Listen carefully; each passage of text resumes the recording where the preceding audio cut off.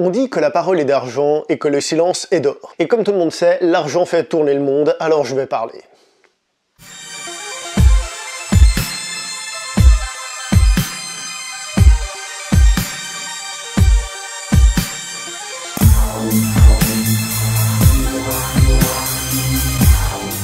Bonjour et bienvenue dans cette nouvelle critique poussiéreuse, l'émission où on parle de films qui ne sont plus au cinéma.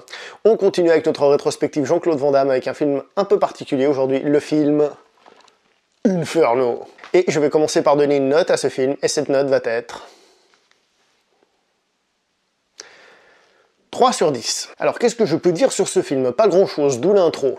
Réalisé par John G. Avildsen, le réalisateur entre autres du premier Rocky ainsi que de Karate Kid, donc un réalisateur qui a quand même déjà eu du succès et qui sait faire des films corrects.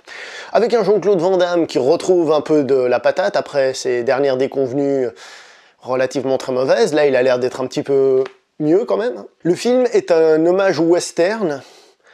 On a évidemment tout de suite l'image de Pour une poignée de dollars, même si le film me fait très plaisir à la fin, puisqu'il cite carrément le Yojimbo de Kurosawa. À la fin, il y a quelqu'un qui dit « Hey, ça te dirait d'aller voir un film de samouraï ?»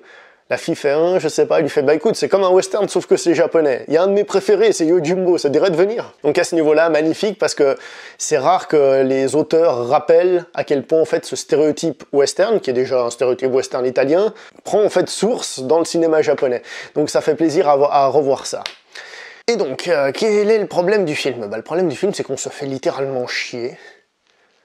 Alors, le film a de l'humour, il a un humour un peu caustique comme ça, qui pourra plaire à certains, mais il se passe rien.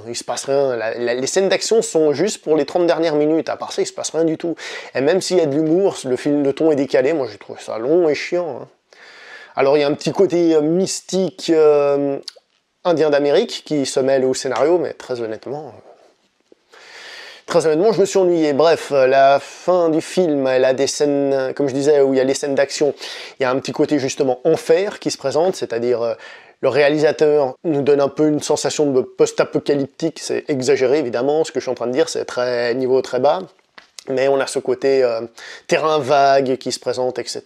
Honnêtement, c'est pas un film que je conseillerais, parce que je me suis ennuyé, parce que l'humour, bien qu'intéressant et décalé, il m'a pas touché plus que ça. J'étais plutôt en train de me dire, mais où est-ce qu'ils veulent en venir, en fait? Et les scènes d'action sont à la fin, elles ne sont évidemment pas extraordinaires. Donc, voilà, c'est vraiment le film par excellence duquel j'ai pas grand-chose à dire.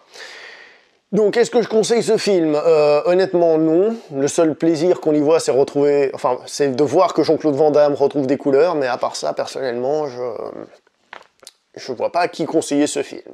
Même pour les fans de Jean-Claude Van Damme, je pense qu'il a fait assez de films pour en conseiller d'autres. Et pour les amateurs de série B, etc., bah, il y en a d'autres qu'on a déjà cités, par exemple Piège à Hong Kong, qui est largement mieux à ce niveau-là.